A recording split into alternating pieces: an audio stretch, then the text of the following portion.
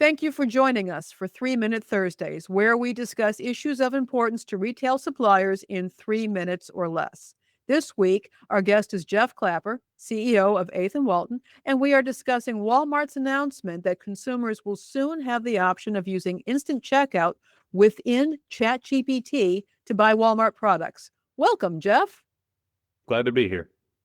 How will Walmart's ChatGPT shopping option impact supplier efforts to increase product discoverability?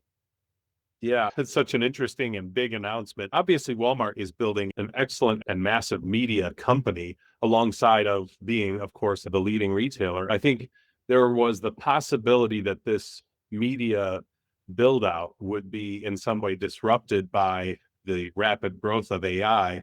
And this is such a brilliant and interesting change or readiness play to become a part of the search results and dialogue that everybody is having within AI engines like ChatGPT. To get back to your question, it's funny. I just saw a super interesting example. I don't know how much you've had the experience where you're looking for a recipe and then you find someone's blog post and you have to read their whole life story before you get to how do I actually make this thing? And someone was sharing a tip with ChatGPT or whatever your AI platform of choice is, and they said copy the link of that store of that recipe and the whole story, and say give me a concise version of just the recipe that you find at this address. And boom, AI will give you exactly that. And then they took it a step further and they said, give me an infographic recipe card for this. And it gives you like a little visual graphic recipe card of everything that blog post, which I thought was super nifty. But then you could take it a step further now and automatically, back to your question, be recommending products that populate into a Walmart purchase or Walmart order, and then have them delivered right to your house. So connecting back all the way through to the purchase from all of those recipes.